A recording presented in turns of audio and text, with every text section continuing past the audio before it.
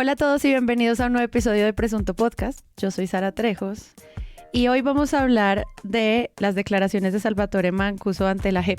Y para eso, ¿qué más? Juan Álvarez, bienvenido a Presunto Podcast. Hola, buenas noches. Me alegra mucho tener al invitado sorpresa que tenemos porque como casi siempre estamos hablando, tirándole al periodismo malo, me alegra mucho que hoy tengamos un color diferente. Sí, además que esta semana ha sido como la fiesta del periodismo bueno. Sí. Y ha estado chévere celebrar como las buenas historias y los buenos relatos. Pero porque... eso es coincidencia con nosotros. Sí, por la entrega de los premios Simón Bolívar y también van a entregar los premios de periodismo digital, Festival de los Sentidos esta semana. O sea, María Paula Martínez, bienvenida a tu podcast, Presunto Podcast. ¿Cómo estás? Feliz de tener a José acá. Ya lo anunció. Ten el honor de presentar a nuestro invitado súper secreto, que acabas de decir quién es. Bueno, pues hoy está en Presunto José Guarnizo, de Vorágine. No es la primera vez que nos acompaña, pero creo que en esta es muy especial en la medida que vamos a hablar de una gran historia que José ha investigado y que nos va a servir para tejer aquí un análisis de lo que es cubrir el paramilitarismo y tratar de entender lo que está pasando ahora con las declaraciones de Mancuso, pero en un contexto más general, eso que ocurrió, creo yo, ante nuestros ojos y ante los medios de comunicación en la primera, década del 2000, tal vez desde un poco antes, y cuyos coletazos vivimos hoy. Bienvenido, José, a Presunto Podcast. Hola, Sara, ¿cómo estás? Muchas gracias por invitarme. María Paula, Juan, qué rico estar acá con ustedes. Sí, me encanta porque leí todo el informe que sacaron durante el fin de semana junto a Cambio, del que ya vamos a hablar pasito a pasito para los oyentes que no lo leyeron. Te lo mandé. ¿Quieres hablar de esto en Presunto? Sí, va a ser un gran episodio que me gusta porque vamos a experimentar un poco con la crítica de medios, pero también con tener un periodista que está haciendo una investigación justo para eso. Vayan a presuntopodcast.com. Es nuestra página donde pueden encontrar los episodios, nuestra tienda maravillosa y preciosa. Si ya están pensando que le van a regalar a su mejor amigo de Navidad, pues la tienda de Presunto está disponible para ustedes. Vayan a nuestra comunidad de Discord. Ya vamos a empezar a preparar nuestros legendarios premios Presunto. Así que este es el momento para que usted se pase y nomine a sus favoritos. Y vayan a nuestras redes sociales y acompañen este podcast como donantes en presuntopodcast.com/donaciones. Juan, ¿de qué no vamos a hablar hoy? Bueno, hoy no vamos a hablar de una noticia que empieza el viernes 17 con un reporte de Daniel Coronel en el que básicamente cuenta una denuncia de dos agentes del CTI que comprometen al señor Francisco Martínez, el director del CTI de Buenaventura, aparentemente, presuntamente involucrado en narcotráfico. Ese reporte Coronel entrevista a estos dos agentes del CTI. Ellos cuentan toda su historia, cuentan todo lo que pasó. Es muy delicado, usan sus nombres propios y dan a entender que tienen un montón de pruebas. Y la parte más delicada del reporte es que ellos cuentan que a raíz del asesinato de un tercer agente que estuvo involucrado en esa investigación en la que ellos estuvieron, en Manizales se encuentran con la vicefiscal Mancera. Marta, no me vayan a deducir Mancera. Es una de las frases que ella usa luego. Y esta historia continúa al reporte Coronel de hoy, martes 21 de noviembre, porque la señora sale a contestarle a Coronel en medios. Es una entrevista que dura más o menos unos 25 o 30 minutos, que se va volviendo tensa, pero es una entrevista pues como muy fuerte, muy buena, porque pues ella usa un montón de estrategias que yo creo que tengo bien identificadas cuando un servidor público pues no quiere contestar. Ella es muy perspicaz para que no la asocien con estos agentes, a estos agentes los asocia con un condenado. Ella empieza a citar resoluciones. Yo creo que los fiscales son particularmente hábiles para poder zafar de las conversaciones. Acude a la idea de que hay un complot. Coronel empieza a calentar la entrevista, se le contrapregunta. Es un momento que los invito a que escuchen porque es bien interesante y bien fuerte. Y cuando él empieza a preguntarle por las relaciones personales de su mano derecha, Luisa Obando, y del hecho de que tiene un hermano en la fiscalía y que el hermano ha recibido una serie de ascensos, ella se calienta muchísimo y esto termina ahí un poco como en una tensión como bien interesante, como para darse cuenta como en una entrevista de estas la presión sobre un servidor público y las habilidades de este mismo servidor para zafarse me parece que son como importantes de considerar. Es una historia que apenas está empezando. Estos denuncias son de apenas estos días. Creo que la historia continuará, pero es una cosa muy delicada porque un poco en el fondo está la idea de que estos agentes del CTI que hacen esta denuncia los terminan empapelando y los tienen pues ahí como al borde del desespero y por eso salen a hablar. Le dijeron a usted que el señor coordinador de CTI en Buenaventura, estaba involucrado en actividades ilícitas? La pregunta es sencilla. ¿Se lo dijeron o no se lo dijeron, señora viceministra? Sencilla, coronel, también. Primero, el que lo hayan dicho, no tengo ninguna responsabilidad. Ahora, lo que sí... es decir, usted puede enterarse de un delito, señora vicefiscal, y no hacer nada. Mire, vuelvo y le repito.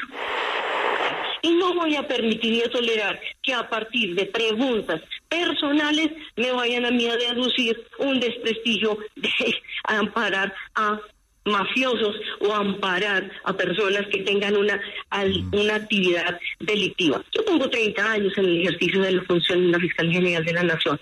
No me voy a referir a situaciones personales de las cuales no están en mi función. Señora vicefiscal, yo entiendo que a usted le gustaría que le hicieran las preguntas, pero es que esta es una entrevista de verdad. El momento de que le hicieran las preguntas que a usted le gustaran ya pasó y ahora yo tengo el deber de preguntarle lo que la gente tiene el derecho de conocer. Quiero preguntarle, señora vicefiscal, ¿usted tiene familiares suyos en la fiscalía, como funcionarios de la fiscalía? ¿Qué tiene que ver eso, señor coronel, con relación al hecho concreto? Nada. Esto lo que hace es seguir... Señora vicefiscal, le ruego que me conteste... Frente a mi ejercicio. Le ruego que me conteste, señora vicefiscal. ¿Tiene usted, sí o no, familiares colocados en la fiscalía? Mire, yo no he nombrado a nadie. Acuérdese que esa facultad no... Sí, hay un tema con eso que seguro vamos a retomar en este episodio frente a estas denuncias, estas declaraciones, ¿a quién tomas de fuente para hacer tu noticia? Y pues parte de lo que ocurre con esto que tú estás citando es que si tú entras, por ejemplo, a Semana, hay en el primer escalón más de 11, 12, 13, 14 noticias donde urgente 2 puntos, porque es Semana. La vicefiscal Marta Macera hace grave acusación contra Petro, 2 puntos y una frase, y una frase, y una frase, y con eso lo que hacen es pues simplemente mostrar la denuncia de un funcionario público hacia el presidente y no la explicación de lo que está ocurriendo con los agentes del CTI, que es una súper estrategia también de posicionar mensaje que se hace con ella y vamos a ver eso cómo crece de pronto en otro episodio. Sí, como hemos visto que Petro ha sido responsabilizado de 1000 cosas, en este caso pasa también. Ella en la entrevista le empieza a decir a Coronel, usted está haciendo parte de un complot que viene desde hace tiempos, desde semanas, del gobierno nacional, y bueno, se tiran pues así como toda la batalla encima. Sí, sí.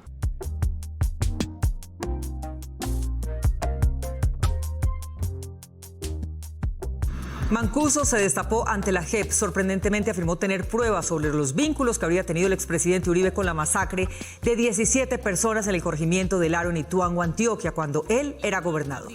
Del ejército. Me encontré al general Ramírez, entre otras cosas, Iván Ramírez, me lo encontré en la oficina de Elena y él me había mandado a hablar con el general Manosalva. Fue Iván Ramírez quien me manda para que organice y coordine la operación que nos pide Pedro Juan Moreno. Mancuso aseguró que Pedro Juan Moreno, exsecretario de gobierno de Uribe cuando fue gobernador de Antioquia entre 1995 y 1998, coordinó la masacre. Pedro Juan Moreno viene a nombre de Uribe. Uribe se ha reunido conmigo y yo me reuní con el coronel Raúl Suárez, comandante de la policía. Salvatore Mancuso, ex jefe paramilitar, le dijo a la JEP que su grupo apoyó la segunda vuelta de Andrés Pastrana a la presidencia en 1998. En las 3 audiencias reservadas con la JEP, Mancuso contó detalles distintos a los que había hecho públicamente, como la forma en que se contactaban con Pastrana para apoyarlo electoralmente. Señor Mancuso, usted señaló que... La declaración de Mancuso fue considerada, entre otras, como novedosa ante la JEP y sirvió para que ayer, en audiencia de reconocimiento y verdad, fuera acogido porque demostró su conexión directa entre fuerzas del Estado y los paramilitares. Relacionamiento con las más altas jerarquías de las estructuras militares, políticas y económicas de la región le permitieron a Mancuso Gómez contribuir como máximo responsable de los distintos patrones de macrocriminalidad. El expresidente Uribe reaccionó a través de su cuenta de la red X, negando que haya sostenido algún encuentro con el exparamilitar. Este bandido de Salvatore Mancuso tendrá que probar que yo sabía del Aro. La semana pasada, el excomandante de las Autodefensas Unidas de Colombia, Salvatore Mancuso, entró a la JEP con un aporte a la verdad que claramente estábamos haciéndole seguimiento y que creíamos que iba a ser como la noticia del año. Que él entre a la JEP ya en sí mismo es una gran noticia porque también nos ayuda a entender cómo es que funciona la Justicia Especial para la Paz y cuál es la relación que tiene con la verdad de los paramilitares. Vorágine, Periodismo Contracorriente y Revista Cambio lanzaron un especial, porque son varias notas, en torno a una central que dice: Mancuso incrimina a Uribe en el asesinato de Jesús María Valle y sus revelaciones reservadas. Hay un montón de cosas que empiezan a pasar con este documento que quisiéramos tratar con uno de sus autores, que está acá invitado. Cómo esto puede ser fundamental para la historia de Colombia de muchas formas. No es simplemente una declaración más de un delincuente más. Es una conversación más amplia sobre la justicia penal y sobre las verdades que se están revelando, que para personas parece que fuera como lo mismo de siempre y es como un tema agotador, pero para muchos otros y para las víctimas y para entender el conflicto nacional y otros debates más amplios como la paz total, el acuerdo nacional y todo lo que se viene, es algo que yo considero una súper investigación que abre muchísimos caminos para que muchos periodistas hagan preguntas y bueno, interesante. Quisiera que empezáramos por ahí. Cuéntanos un poco esto, cómo sale y cómo se da también la alianza con Cambio, que además también lo que hemos dicho siempre gana el periodismo colaborativo, ¿no? Esta es una historia que escribí con Alfredo Molano, de la revista Cambio. El texto fue escrito a 4 manos, está de la misma forma en Vorágine y en Cambio. Lo pueden encontrar en los 2 portales el mismo texto porque lo trabajamos juntos. Este es un texto que está dividido como en 8 partes, es un texto largo, sí, pero podría mencionar como las primeras si quieren, y la primera parte tiene que ver con que esta es la primera vez después de 18 años de que Mancuso diera cientos de declaraciones en distintos estrados judiciales, sobre todo en Justicia y Paz, que habla de forma directa del expresidente Álvaro Uribe Vélez. Eso es como una primera parte que contiene este artículo. Luego, Mancuso, también acá hay una cosa que está en el texto, que tiene que ver con que Mancuso advierte que ya han matado a 15 testigos de Uribe y dice tener temor por su familia frente a las declaraciones que está dando en este momento ante la JEP. Quisiera como que diéramos un poquito de contexto de esta noticia, porque esta noticia, aunque sale este fin de semana, podría hilarse a mayo. Claro, es que esta es una historia que viene de tiempo atrás.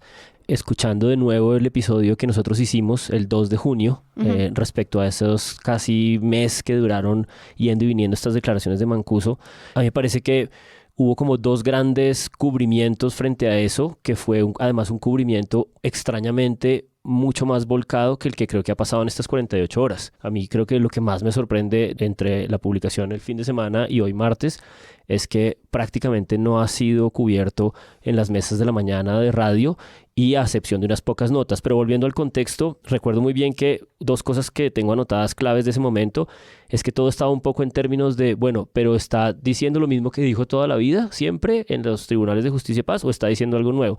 Y lo segundo, bueno, ¿qué pruebas está aportando, no? Si estaba aportando algo o no. Y una tercera cosa que tengo anotada que me parece importante, que no está por lo pronto en esta nota de Vorágine y de Cambio, es este problema de el papel de los medios hegemónicos en la consolidación de este discurso paramilitar como un discurso mucho menos grave que las FARC, ¿no? Esta fue la época en la que las FARC fue responsable de todo. Que sí lo hace en ese momento de sus declaraciones y lo discutimos. Claro, que en ese momento sí aparece como un factor clave pues del interés nuestro. Y en ese orden de ideas lo que me parece como escandaloso y muy fuerte de esta nota, y fue la razón por la que me acuerdo que el domingo la abrí y empecé a leer y dije, no puede haber otro tema en Presunto del martes que este, es el hecho de que aquí se da una puntada en esa consolidación de una verdad judicial. Es decir, si la JEP lo acepta, como lo aceptó en los días anteriores, y quedamos un poco con la incógnita, y luego encontramos la información de esas audiencias reservadas, que es donde estaba como la información gorda, gruesa, que todos nos estábamos preguntando si era algo nuevo, si no, si aportaba pruebas, si no. Creo que aquí hay una respuesta, ¿no? Hay información nueva muy delicada, que me imagino que para que la JEP acepte tiene que ser una información que han contrastado, que están consolidando como una información cierta o suficientemente cierta. Pues me parece que es una realidad constituyéndose judicial muy, muy, muy grave. Y creo que eso responde a las razones por las que los medios comerciales grandes de mesas de la mañana no estén tocando esto con la envergadura que creo que deberían hacerlo. Claro, porque hay algo que se habla desde mayo hasta ahora, la consolidación de una élite militar, empresarial y política. Que podría estar involucrada en estas declaraciones. Y ahí también hay una gran narrativa de quién cubre a esta élite y cómo se nombran a estas personas, que eso es otra cosa que a mí me sorprendió mucho de lo de Vorágine y Cambio, que era un montón de nombres. No eran los políticos, que uno puede decir, sino nombres puntuales. ¿Por qué no se cubre tanto lo que sucede en el Bajo Cauca antioqueño? Caucasia, son zonas de mucha importancia si uno quiere entender la geopolítica del conflicto armado, pero desde los grandes medios, yo diría que es muy opaco y muy poco el contexto que hay. Por eso, cuando uno va a ver lo que ha aparecido estos días en torno a esta información, el protagonista es Uribe, con su tuit chistoso de bandido, al bandido y los demás.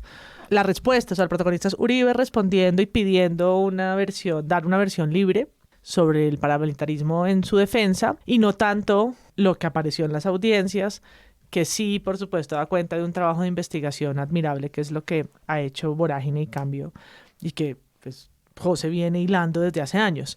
¿Qué estarían cubriendo en el 97, 98? Sí, en el 98, 99, 2000, ¿cómo registraron estos hechos de los que está hablando Mancuso? Con las editoriales de Pachito en el tiempo, ¿te acuerdas? En esos lugares donde hoy está Hidroituango, ¿cómo se hablaba en ese entonces de lo que sucedía a sus pobladores? ¿Cómo quedaron registradas esas muertes de esos 15 campesinos, esa masacre del Aro? ¿Cómo pasó en su momento? No cómo pasó a la historia 25 años después, cuando todos somos más inteligentes y entonces hay justicia y paz, o hay centro de memoria que va y recupera, ¿no? Lo vivido. Y ahora, esa es una, en su momento, hace 25 años. Y la otra pregunta es hoy, ¿no? Hoy los medios, ¿qué están haciendo con esta información? ¿Cuántos se atreven y qué costo tiene hacerlo? A hablar sobre lo que Mancuso está diciendo, con todo el contexto y la evidencia que puede haber detrás de ello. ¿Y cuántos optan también por una omisión? A mí me sorprendió, por ejemplo, que no hubo un fondo de esto.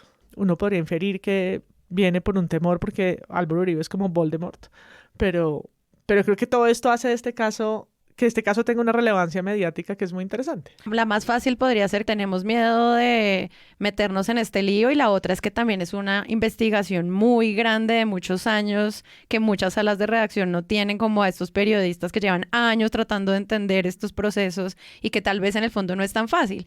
La fácil es coger las declaraciones del expresidente Uribe que están en Twitter y hacer las respuestas de lo que supuestamente está fallando en estas declaraciones de la JEP, que eso es lo que vimos en todos los medios, a diferencia del grupo, digamos, y la otra investigativo de siempre. Y la otra es, pues con Uribe no nos metemos, punto. Sí. Convertirlo en noticia, sí. No, pero convertirlo en noticia, pero en su defensa. Es decir, no nos vamos a meter. No lo toquen al viejo, déjenlo tranqui. La gran narrativa de los medios tradicionales es Mancuso se contradice.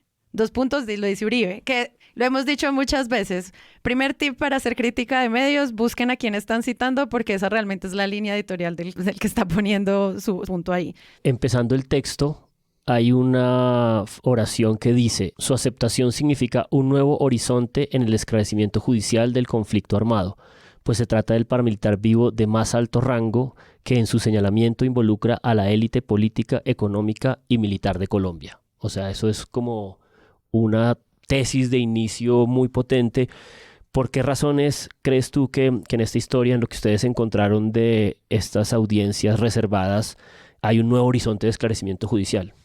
Habría que leer o escuchar el auto que fue público de la JEP el día que lo aceptaron. Ajá. Ahí se dicen muchas cosas que... Eso fue el viernes, ¿verdad? El viernes.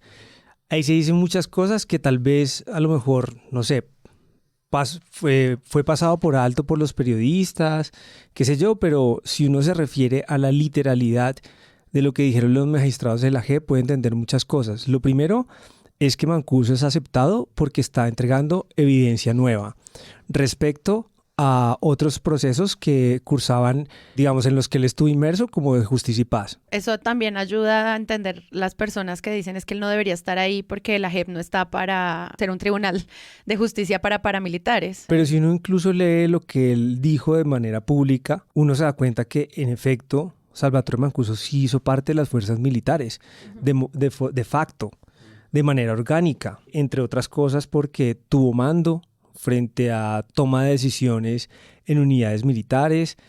Él nombra, bueno, al menos en lo que nosotros alcanzamos a leer, a 16 generales, a 18 coroneles y una larga lista de militares que llegaron incluso hasta ser comandante de las fuerzas militares.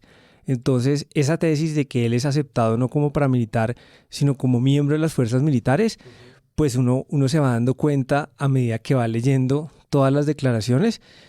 Y lo otro que te iba a decir y que dijeron los magistrados es que la JEP como organismo, digamos, de justicia transicional se ha dedicado durante todos estos meses a contrastar la información que él entregó, a desempolvar expedientes, a revisar expedientes y en un trabajo que yo creo que es bastante arduo, y al final Mancuso termina mencionando a unas 300 personas y el paso siguiente es que lo anunció la JEP ese mismo día, compulsará copias a la Fiscalía, a la Corte Suprema de Justicia y a la Comisión de Acusaciones de la Cámara de Representantes. En uno de los cubrimientos que se hace durante estos días después de ese auto, la W entrevista a Roberto Vidal, presidente de la JEP, para básicamente buscar la tesis de si es verdad que está obsesionado con Uribe. Y Roberto Vidal recalca constantemente en esta entrevista que es que esto es un seguimiento a 300 nombres, que es además una cifra gigantesca de personas involucradas en el conflicto. ¿Cómo es que no todos salen todas las portadas 300 nombres como en ese anuncio? Que también es otra gran narrativa que se estaba imponiendo mucho y es como pareciera que esta organización lo único que quiere es irse detrás del expresidente y es como no, hay un proceso que es más amplio y son macrocasos en los que están involucrados muchísimas personas y muchísimos intereses. Al respecto. Pero en el tema del caso, de lo que ya la JEP ha dicho, es que hay unos capítulos, ¿no? Unos que se reúnen en ese caso 8 que usted menciona, de vínculos muy fuertes entre la fuerza pública y el paramilitarismo que tienen que ser esclarecidos, pero también otros muchos ataques que salen de esa relación. Sin duda, la jurisdicción se interesa y nos parece que la verdad sobre el conflicto que tiene que enfrentar el país pasa por esclarecer esos capítulos, por hacer pública esa información y recuerde que esta es una jurisdicción para la reconciliación y la reconciliación del país se logra cuando nosotros como nación enfrentemos los más graves hechos de nuestra historia y no simplemente pasemos la página o hagamos de cuenta que no han ocurrido o entremos en la negación de los mismos. Y a propósito de números, otro número crucial en esa no información y en esa narrativa de que, mira, es que la JEP estaba destinada para esto, es el hecho de que la JEP no ha aceptado a más o menos 1.500 paramilitares y a este sí, porque esta es una excepción. Y a propósito de lo que decía José hace un momento, me acuerdo que en una nota, creo que es la de Noticias 1, hay un momento de las audiencias abiertas, libres, en las que Mancuso dice, cuando le están como tratando de entender, pero ¿a qué se refiere con que usted hacía parte del ejército? Él dice, es que yo tenía chapa. Y le decían, ¿chapa? ¿Cómo así? Le decían, no, yo tenía el objeto físico de miembro de la inteligencia de la policía y tenía varias falsas y no sé qué, ¿no? O sea, él se movía con esa materialidad de oficial de inteligencia de la policía, del ejército, la que necesitara en su momento. Lo más llamativo, por supuesto, son las menciones que hace al expresidente Uribe. Eso sin duda. Y yo creo que en esta oportunidad Mancuso sí está dando información que antes no había dado y que incluso no se había dado en ninguna otra instancia. Pero si uno revisa las menciones de Uribe frente a la masacre del Aro y frente al asesinato de Jesús María Valle Jaramillo, se da cuenta que Uribe ya tenía abierta una investigación preliminar sobre la masacre del Aro y sobre el asesinato de Jesús María Valle, que estuvo durante muchos años en la Corte Suprema de Justicia y en el año 2020 le corrió traslado a la Fiscalía. Digamos, el viernes nosotros publicamos otra historia que era pues la frase de Mancuso diciendo que Uribe estaba enterado de la masacre del Aro, pero ya había un proceso desde hace varios años corriendo o a lo mejor estancado en la justicia que seguramente no ha avanzado y que probablemente no avanzará, pero digamos, él está hablando de cosas que ya judicialmente se han hablado en otras instancias. O sea, que se pueden contrastar con documentos que no son confidenciales. Yo no estoy diciendo que Uribe sea culpable, pero ya hay un montón de evidencia, de indicios, de testimonios que han estado también en los estrados judiciales, no solamente en boca de los exparamilitares, que también relacionan a Uribe y a Uribe con el asesinato de Jesús María Valle y con la masacre del Aro. A propósito de esos antecedentes, otra cosa que te quisiera preguntar es por el nombre, el papel en este engranaje muy bien contextualizado. Creo que una de las virtudes de la pieza de ustedes es que le van a uno desplegando la envergadura de la información, pero también como las puntadas de todo lo que se conoce anterior. Y una de esas es la de Moreno, Pedro Juan Moreno. Este sujeto, por ejemplo, ahí tienes una puntada que yo no tenía clara, mi ignorancia, y es que pues todos tenemos un poco en nuestro imaginario la idea del accidente, pero no la de la enemistad. La enemistad en ese momento dura con Uribe. Esa puntada de la pieza me interesa mucho. ¿Podrías elaborar sobre ella? Pedro Juan Moreno, que fue, para las personas que no conocen ese nombre, fue secretario de gobierno de Uribe entre 1995 y 1997, los 3 años en que él fue el gobernador. Hay decenas, centenares de documentos que lo relacionan a él con la creación de las Convivir, que terminaron volviéndose, digamos, unos instrumentos para legalizar el paramilitarismo en muchas regiones del país. De eso hay sentencias, eso no es pues una cosa nueva. Un poco lo que dijo Salvatore Mancuso en estas audiencias, si tú vas y revisas también los procesos de justicia y paz, vas a encontrar algunas coincidencias. Entonces, por ejemplo, Mancuso habla, y eso me estoy refiriendo completamente en lo que está en la nota, los lectores pueden ver que Mancuso dice que él se reunió con Carlos Castaño para, de alguna manera, pedir que sacaran del camino a Jesús María Valle, pero si tú encuentras los testimonios de Don Berna en Justicia y Paz, también coinciden con este. Y respecto a lo que decía Juan, pues evidentemente Pedro Juan Moreno estaba enemistado en sus últimos años con Álvaro Uribe y de eso hay registros.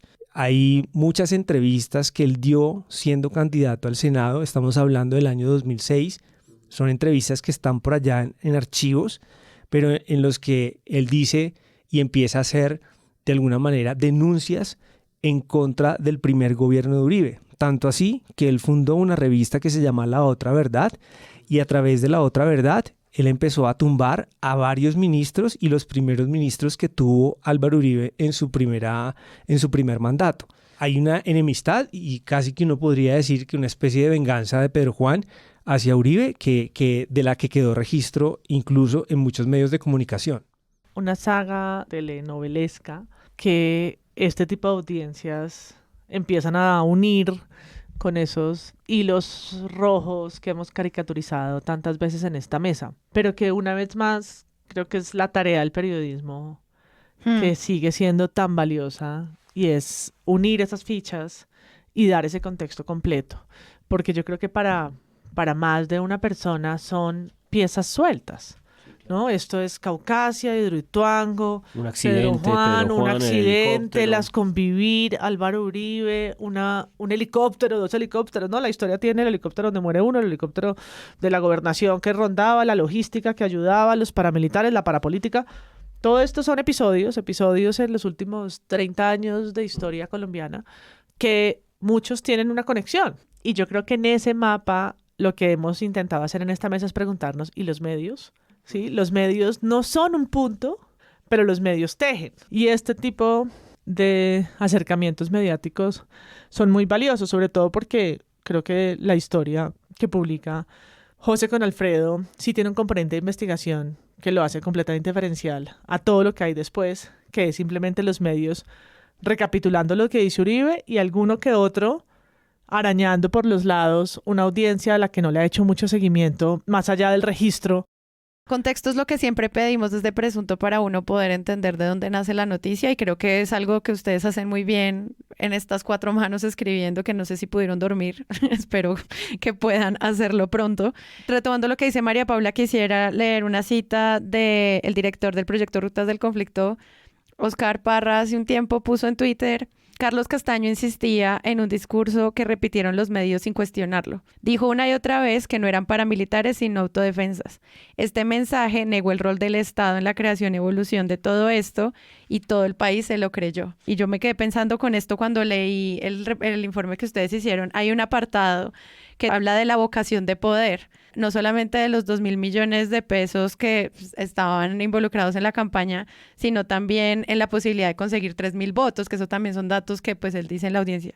¿Cómo podemos hablar como de esa narrativa de poder? Crecimos esta historia que dice María Paula en una narrativa completamente distinta y no relacionada al poder y al control local y al control regional del país. ¿Cómo lo vieron ustedes en ese momento cuando escribieron ese apartado? Yo creo que acá hay una cosa que diferencia un poco lo que pasó con las FARC, y es que aquí estamos viendo, y no solamente con las declaraciones de Mancuso, incluso pongámonos a leer todo lo que dijeron los paramilitares en Justicia y Paz. Lo que pasa es que en Justicia y Paz no tocaron a los militares, lo dice Mancuso en esta declaración.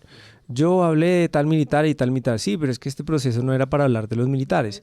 Entonces hay una cantidad de episodios que la justicia ya conocía con respecto a los militares, que apenas ahora, con todo el mecanismo que tiene la JEP, estamos entendiendo y están apareciendo dentro de procesos judiciales. Una cosa es rebelarse contra el Estado y operar sin el Estado, y otra cosa es trabajar en asocio, en operaciones conjuntas con el ejército y con el Estado y con el poder político. Y es que los paramilitares, ellos decían que controlaban el 40% del Congreso. Al mismo tiempo hay un montón de militares que son comparecientes en este momento en la JEP y que están confesando un montón de cosas. Lo podemos ver en el tema de los falsos positivos. La JEP ha hecho unos grandes descubrimientos que no había hecho la justicia ordinaria y mucho menos la justicia penal militar en los últimos 15 años, 16 años. Y son descubrimientos que la ha hecho la misma JEP, porque solamente a través de este mecanismo en el que los militares se someten a la JEP en busca de una libertad, empiezan a contar, y la JEP no solamente es un lugar donde se recepcionan denuncias, sino que, por ejemplo, el caso de Daviva es el caso más emblemático. Ellos logran ir hasta allá y empiezan a comprobar y a tejer y a cruzar testimonios y empiezan a construir una verdad judicial. Y eso es lo que yo creo que diferencia. Es que una cosa es que tengas al aparato estatal o que tengas al ejército y a las fuerzas militares de lado, porque claro, la gente espera que las fuerzas militares y que el Estado estén para defender a los ciudadanos y no para cometer crímenes.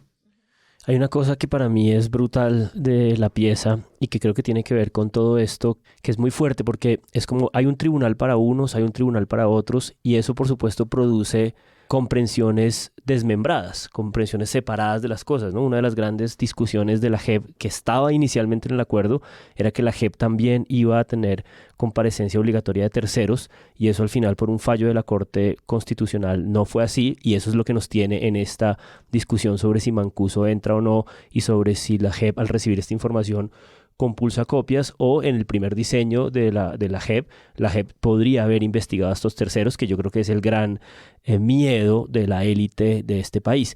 Pero hay una cosa brutal en la pieza que te quiero preguntar por ella, porque claro, me imagino que ustedes, teniendo acceso a estas audiencias reservadas, pues son muchas páginas, tuvieron que haber escuchado, leído, no lo sé, y había que elegir, ¿no? Toda pieza de esta es una selección de cosas, y llega un momento en el que ustedes se detienen en un lugar muy, muy importante y lo hacen a uno entender esa detención cuando los magistrados le preguntan, bueno, pero ¿por qué? O sea, ¿cuáles eran las razones para no solo matarlos porque bueno, matarlos era una locura que tenía que ver con posicionamiento territorial, tal, y entonces, ¿por qué? Y este señor responde: uno pone en práctica no solamente un teatro de operaciones, sino la puesta en escena de un teatro de horror, así de horrible como suena. Usted tiene que atemorizarlos tanto que o dejen de apoyar a la guerrilla, o se vayan de la zona, o se enfusilan. Así de crudo como suena. Entonces, por eso esas operaciones eran de castigo. Se imponía un terror y luego salíamos de la zona.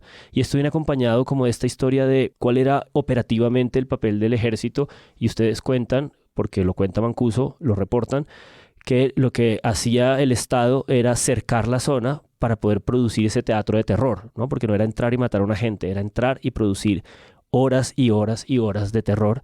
Y en este país hemos escuchado esta historia y hay mucha gente que sufrió ese dolor. ¿Y ustedes cómo eligieron? O sea, ¿cómo te enfrentas a elegir esos pasajes? ¿Cómo fue como el consumo de esa información, que debe ser muy difícil de consumir y de saber que tienes que comunicársela al país? Yo creo que muchas veces tuve que tener estas discusiones conmigo mismo porque no podía compartirlas con nadie y luego con Alfredo. Y siempre era como, bueno, esto es más grave. Y después decían, no, pero es que esto es más grave todavía. O sea, ¿qué es más grave? ¿La masacre del Aro o el asesinato de Jesús María Valle? Pero después uno se va dando cuenta que hay cosas que ya se habían dicho, había otras cosas que no se conocían y pues uno va viendo más o menos qué cosas se conocían y qué cosas no. Pero eso que dices, por ejemplo, de la forma en que operó el ejército cuando hubo esa incursión paramilitar en Ituango, eso mismo denunció Jesús María Valle en la fiscalía antes de que lo mataran. Jesús María Valle denunció una connivencia entre el ejército y los paramilitares en una masacre que tuvo tiempo de durar 2-3 días sin ningún problema. Y él fue a la fiscalía y dejó constancia de eso. Y hoy lo está retomando Salvatore Mancuso. Lo que pasa es que lo está diciendo Mancuso. Pero esto ya está en otros expedientes judiciales. Y Mancuso lo está diciendo porque en muchas apartes él dice, yo estuve ahí, ¿no? Yo estuve presente en esa reunión. Hay momentos que dice, yo tuve que alejarme para responder cosas de las tropas, pero yo sé quién asistió a esa reunión, yo estuve al inicio o al final, sé que se discutió, sé cuándo se definió hacer, y uno lo lee de verdad como, o por lo menos yo lo leía, con una frustración de saber que esas decisiones se tomaban en una finca, que estaban medidas, no solamente la de ir a matar a 15 campesinos en estado de indefensión, como sucedió en el Aro, sino todo el efecto que eso tiene en un terreno que luego termina siendo una hidroeléctrica, pero que está controlada en un lugar grupos donde, claro, la parapolítica también ubicó a tantas personas del Congreso y de las gobernaciones y tantos otros que ni siquiera estarán nombrados, pero como los ascensos de las fuerzas militares también pasaban por ahí y quienes eran nombrados coroneles y demás, y como toda esa logística, ¿no? Saber que hay, no sé, personas que van a perpetuar una masacre, que se define en una mesa entre señoros, se montan en un helicóptero de la gobernación o son auxiliados por acción o omisión por las Fuerzas Armadas, y una población tiene que resistir a esto, terminarse desplazando, porque obviamente hay sobrevivientes de esa masacre del Aro, que hoy tienen que vivir con esa impunidad. Ante sus ojos pasó esto con las fuerzas militares y no, la cosa sigue y está la hidroeléctrica y 20 años después estamos tratando de volver a ese momento, y las personas que se han atrevido a hablar sobre esto, como ya lo dijimos, muchas de ellas están muertas, ¿no? Como esto sigue teniendo un costo altísimo y el mismo Mancuso está temiendo las repercusiones que pueda tener para él, no solamente para su eventual libertad o negociación, sino para su familia. Él habla de sus hijos y de su exesposa en particular. En todo este engranaje extenso y muy bien armado que ustedes plantean, hay otro nombre que a mí me parece muy importante y que me parece poco presente en la opinión pública, y es el del general Iván Ramírez Quintero, de la inteligencia militar. Iván Ramírez es un exmilitar, exgeneral, que en este momento está en la JEP como compareciente por el tema del exterminio de la UP. Pero es un militar muy importante porque ha estado en muchos de los episodios que narra Salvatore Mancuso. Él asegura, dice Mancuso, y así lo está en la nota, que fue él el que le dijo que fuera a la 4ª Brigada a hablar con el general Manosalva para el tema del Aro. Pero Mancuso dice en su declaración, y yo creo que esto me parece que es lo más novedoso incluso de todo el texto, aunque hay un montón de cosas pues que no se conocían, pero de las que más me impresionó es que Mancuso dice que el general Iván Ramírez lo amenazó recientemente para que no hablara. Yo le decía a Alfredo, ¿quién se atreve a amenazar a Salvatore Mancuso? Pero pues eso es su testimonio. No sabemos si lo amenazó o no, pero la versión de Mancuso es que el general Ramírez era un militar al que muchas personas le tenían miedo porque él había trabajado siempre en inteligencia y él sabía lo humano y lo divino de cada persona porque había hecho su carrera, toda su carrera en el área de inteligencia. Y No, yo qué creo hueso, que uno no quiere meterse con una persona de esas. Gracias. sí creo que es un militar que es bastante importante en esta historia, o por lo menos Salvatore Mancuso le ha dado una relevancia grande porque ha hablado de él y se ha atrevido a decir pues un montón de cosas que no se sabían públicamente del general Ramírez. Y que creo que además de ustedes, Cambio y Vorágine, solo El Espectador retomó este hilo de esa línea, digamos, nueva en torno como a la participación del Estado en esto, porque es lo que tú dices, siempre pues cuando uno busca a este general, pues sale es lo que está relacionado con falsos positivos. Cuando se habla de quién fue el que amenazó a Mancuso, son ustedes, son Cambio y Vorágine, o sea, son titulares de ustedes y no otros medios como que por ahí lo nombran de los otros 300 nombres que salen allí. Y no como en esa importancia. Y también es esa pregunta de, bueno, cuando uno está resaltando en el reportaje, ¿qué de todo escoges y en qué orden? Es una decisión editorial, Total. siempre de jerarquizar un poco pues la cantidad de información. Yo creo que lo de Jesús María Valle es muy grave. Bueno, nos fuimos por ahí como titulándolo por ese lado, pero pues dice cosas muy directas y yo creo que basta revisar. Ya ha habido sentencias en el caso de Jesús María Valle, ha habido un libro de María McFarland que hace énfasis pues, en lo que le pasó a Jesús María Valle por denunciar, hay denuncias de él en la fiscalía, o sea, hay un montón de piezas regadas alrededor de este caso que Mancuso lo que viene haciendo acá en este caso es poniendo una pieza más de todo ese rompecabezas y que la justicia tendría que entrar a evaluar en este momento. Claro, que eso también es el camino para uno entender otros contextos, cuáles son los otros paramilitares que están pidiendo entrada a la JEP y qué información van a dar de estos nuevos casos que quedaron abiertos con estas preguntas que no están resueltas ahora. Y ahí entonces uno también puede empezar a hacerse la idea de, bueno, ¿qué quieren decir estos otros y qué información nueva van a traer para, por ejemplo, la postulación de un fiscal en el país? Que esa es otra investigación. Sí, a mí también me interesa mucho la puntada de la registraduría, pero te preguntaría... ¿De la fiscalía? No, de la De la registraduría. registraduría, porque también Sí. son los sufragios y que también me parece muy delirante porque uno suponía como la presión paramilitar como una presión más bárbara y simple. O sea, nosotros tenemos las armas, ustedes votan por los que le decimos y punto. Pero esto muestra un poco esta... institución, la registraduría, digamos, infiltrada en su operatividad, ¿no? Como sumándole esta idea de que no era con ese tipo de violencia directa, sino tomando los tarjetones que sobraban de las personas que no votaban y probablemente porque a esos eran los que habían amenazado con armas de que no fueran a votar y llenando esos tarjetones. O sea, me pareció también una pieza de información como muy sutil y muy importante. Otro de los puntos del reportaje que llama mucho la atención es cuando Mancuso no solamente habla de Álvaro Uribe, que se lleva pues todos los reflectores, sino de otros políticos relevantes en el panorama incluso actual, como Laforí, pues que está sentado negociando el ELN, paz con el ELN, el presidente de Fedegan, sino también con Sebas Pretel, la elección de Mario Iguarán como fiscal general de la Nación, Serpa, y por supuesto, pues como eso también termina conectando pues a otras personas como Macaco. Pero quedémonos en los políticos relevantes y sobre las declaraciones que da Mancuso. Periodísticamente, nombrarlos y conectarlos allí, ¿cómo organizaron esa información? Los políticos y los dos generales, Rosso y Naranjo, que son como estos superhombres en nuestra historia. Claro.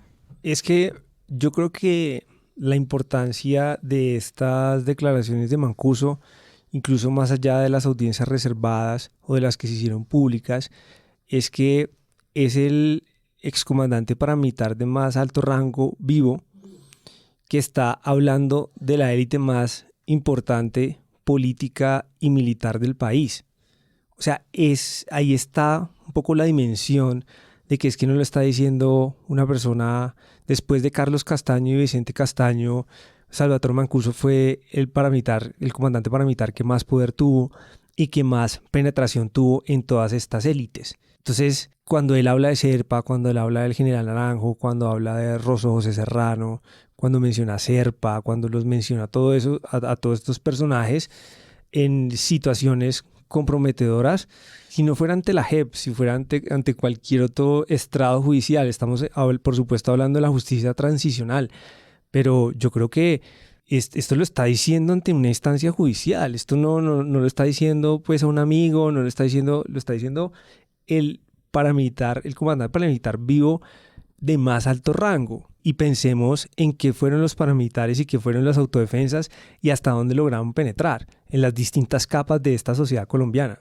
Cuando hablan también del general Barrero, algo que ustedes mencionan ahí son todas las investigaciones que Vorágine ya ha hecho sobre las tierras que se desclaman como despojadas, y entonces uno empieza a ver como todos estos villanos entrelazándose como de maneras coherentes en este relato, que una de la gran narrativa que hemos visto con el cubrimiento de Mancuso siempre ha sido porque vamos a creerle a este delincuente. Pones un ejemplo buenísimo, el del general Barrero. Nosotros habíamos hecho una nota que no nació ni de las versiones de Mancuso ni de nada. Un día estábamos buscando qué propiedades tenían políticos, militares.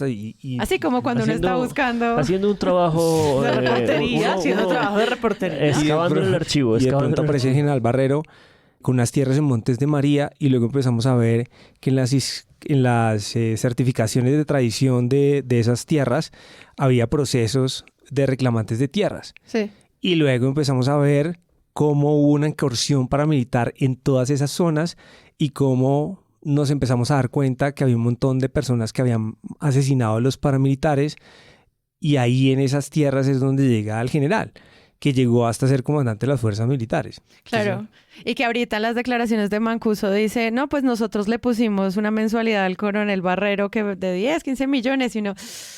No, es que esto es inaudito. Yo me acuerdo de la exposición de Forensics en el Banco de la República, que uno veía las tierras en esos mapas fantásticos que ellos saben hacer, las tierras, las incursiones paramilitares, las tierras despojadas y luego las tierras parceladas, entregadas en una secuencia que daba horror ver, porque pues de esa manera, en esa cartografía... Sí, como que precisas el crimen. Precisas, y tú sales de esa exposición viendo el Palacio de Justicia, viendo la masacre de La Negra y viendo las tierras en Córdoba, y dices, no hay duda de la responsabilidad del Estado en esto. Sí. Eso no lo dice Forensics, pero es el mensaje que transmite, y yo tengo una sensación parecida y lo enlazo con el artículo, la nota de José y de Alfredo Molano. Y es como, no hay duda, tú lees y dices, la responsabilidad del Estado con esa muerte de tantas personas y de tantos campesinos es innegable.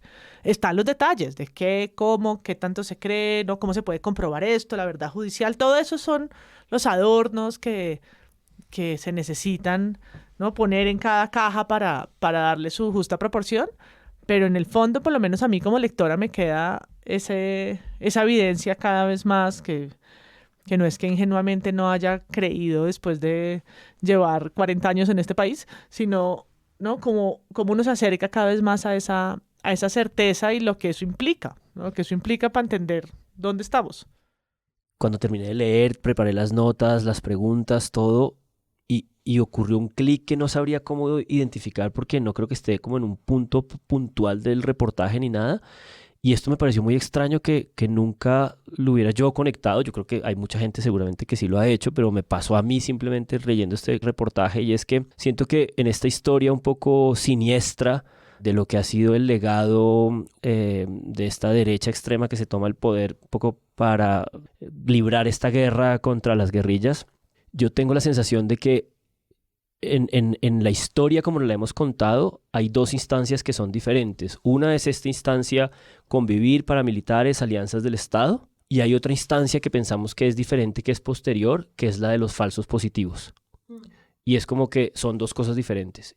Y leyendo esto o escuchando estas declaraciones, esta puntualidad, esta precisión de escenas, esta idea de de cuando él está argumentando esto que Uribe desprecia como la teoría bisagra, pero que cuando llega a la concreción de Mancuso es que yo tenía una chapa, es que yo tenía identificaciones de las Fuerzas Armadas. O sea, yo vivía con identificaciones de Fuerzas Armadas para moverme. Y que ustedes los publiquen en el reportaje es escalofriante. O sea, ver los carnets de Mancuso con policía cívica, Dios. Exacto, esas son las pruebas. Yo pensaba, hay una continuidad. O sea, realmente los falsos positivos son la deriva natural de unas fuerzas militares que pensaron que la guerra legítima que ellos podían luchar era de esta forma.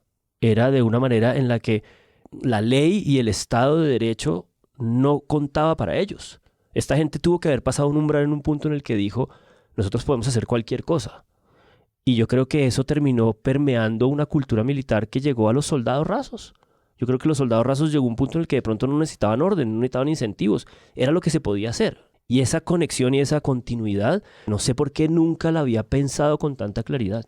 No, y pues el video reciente de Uribe diciendo, yo di la orden, ¿no? Como un chalao. Sí, ¿qué quieren? Yo di la orden. ¿Qué quieren? Y es como, sí, al final pareciera que esa intuición, cada vez hay más elementos para comprobar esas órdenes. Eso solo demuestra todo el trabajo que falta para que poder juntar todo que eso. se dieron, que se sabe que se volvieron mercenarios, que se sabe que se puso un precio por la cabeza que se sabe que fueron estructuras, sí, en esa verticalidad que llegaron a tener a más de 6.000 jóvenes pasados como bajas en un combate cuando no lo eran, ni era población civil indefensa.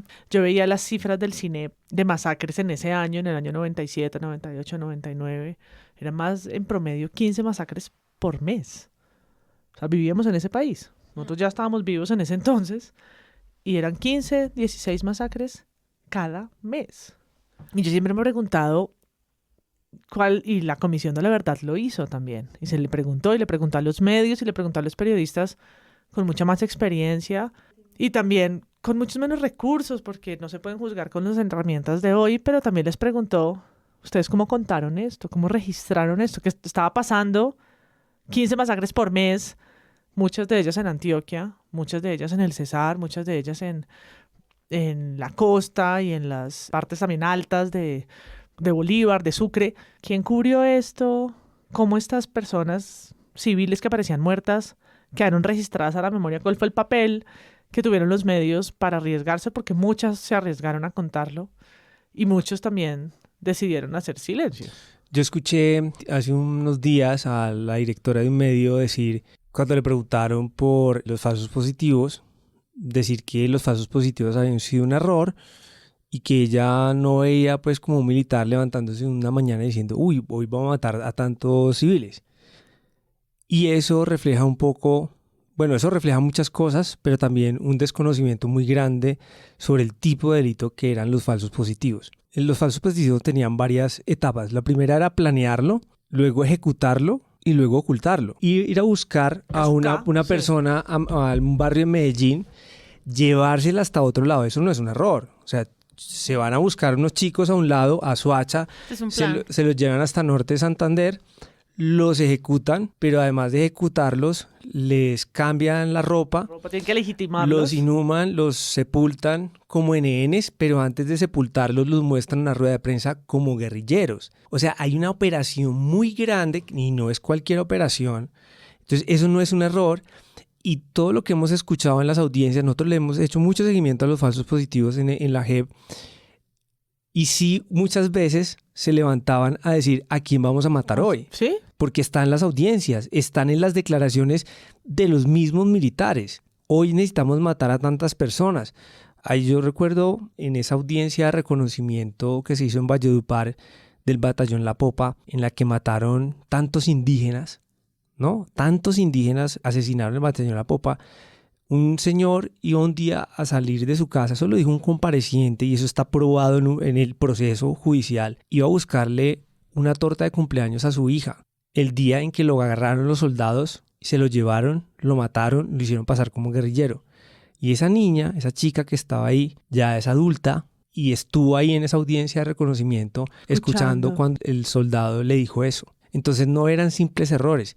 Mira también... Ni casualidades, ni no, bajas de fue un combate, plan. ni Entonces, fuego cruzado, son planes. Y además de ese plan de la planeación, de ejecutarlo y de ocultarlo, porque el hecho de presentarlo como guerrilleros ya es un plan de ocultamiento, vino todo un discurso de negación que escaló a todas las esferas políticas. Hay gente que hoy en día piensa todavía que los falsos positivos no existieron. La pregunta de qué estaba ocurriendo era una gran historia de victoria que se narraba en los medios a partir de cifras de éxito. Bueno, hubo periodistas que Claro. se atrevieron a denunciarlo. Claro, y son... O sea, y la gente se le olvida lo que hizo Ricardo Calderón. No, eso tiene un valor enorme. Y algunos periodistas, alguna prensa, pero claro, era más pesado el discurso oficial y nadie se atrevía a controvertir unos muertos que presentaba el ejército. Son fuentes muy difíciles y por eso siento que todo el trabajo que ustedes están haciendo de poder tratar de entender una fuente de tan difícil acceso como las fuerzas militares, como los mismos procesos judiciales, eso pues es un trabajo que de nuevo siento que apenas está casi que empezando a aprenderse porque cubrir la justicia transicional también es algo que se está aprendiendo a hacer ahora.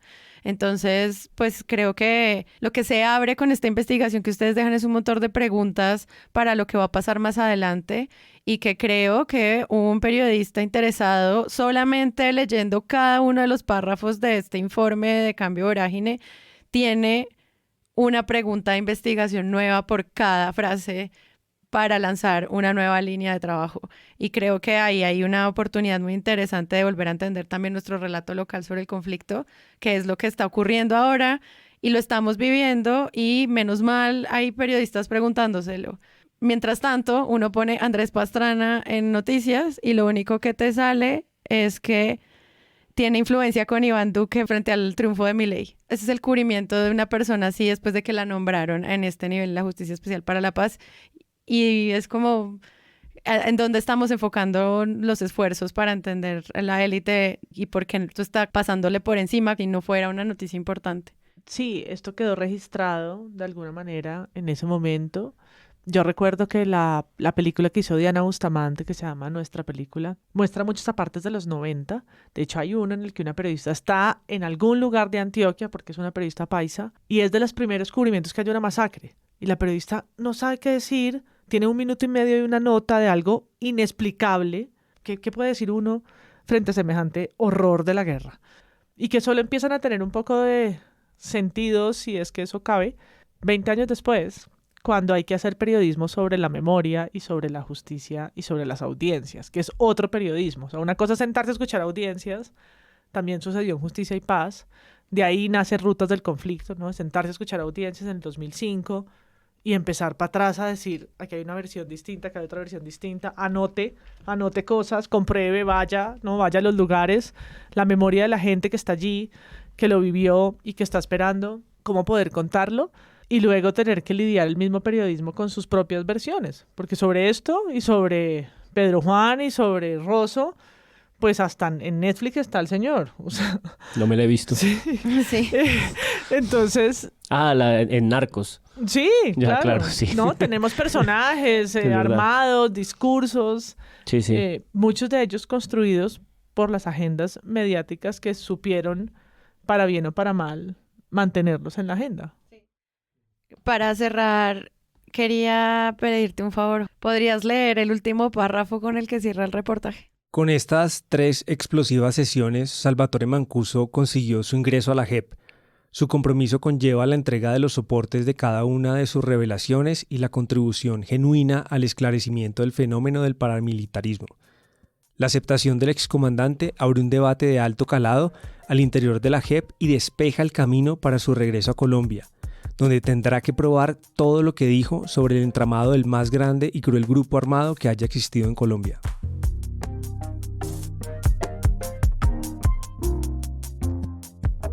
Si les gustó este episodio y quieren apoyar este podcast, los invitamos a que lo compartan en todas sus redes sociales. Esa es la mejor manera de crecer.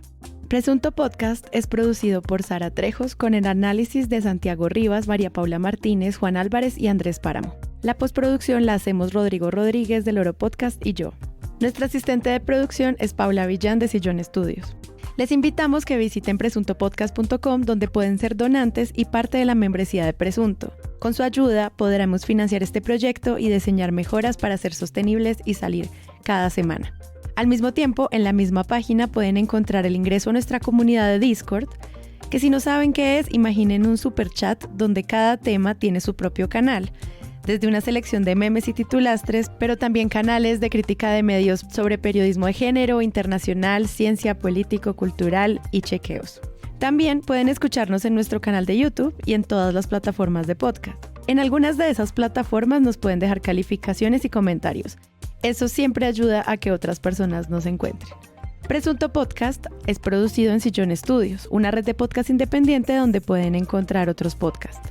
Gracias a ustedes por escuchar. La próxima semana esperen un nuevo episodio.